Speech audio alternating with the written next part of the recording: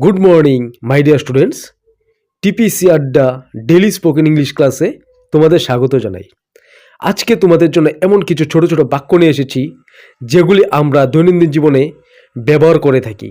তাহলে চলো আজকে ক্লাসটা শুরু করি। আমরা গরিব মানুষ।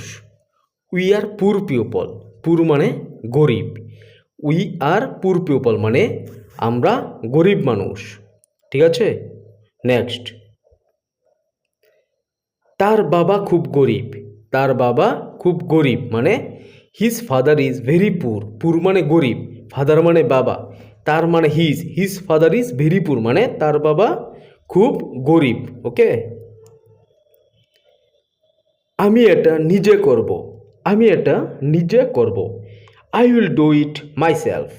I will do it myself মানে আমি এটা নিজে করব। Next,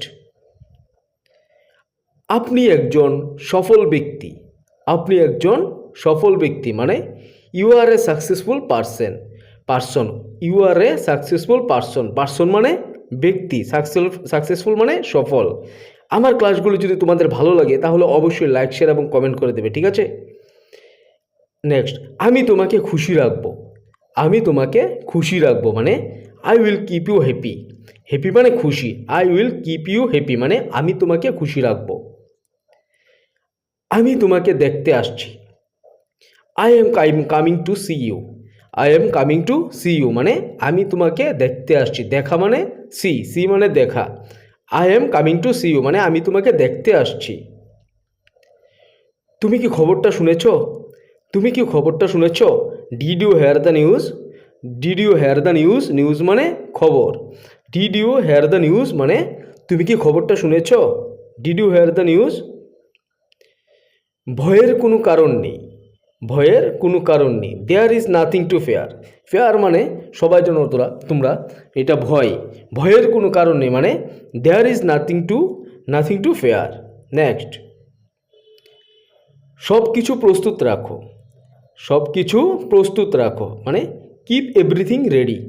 keep everything ready. Everything মানে সব কিছু, প্রস্তুত মানে রেডি। কিপ এভরিথিং রেডি মানে সব কিছু প্রস্তুত রাখো। সাফল্য ধরে রাখতে হয়। খুব সুন্দর একটি ওয়ার্ড, সাফল্য ধরে রাখতে হয় মানে success is the be maintained. Maintained মানে ধরে রাখা। Success is to be maintained মানে সাফল্য ধরে রাখতে হয়। নেক্সট, সাফল্য হঠাৎ করে আসে। সাফল্য হঠাৎ করে আসে মানে সাকসেস কাম সাডেনলি। সাকসেস কাম সাডেনলি, কাম মানে আসা। সাফল্য হঠাৎ করে আসে মানে সাকসেস কাম সাডেনলি।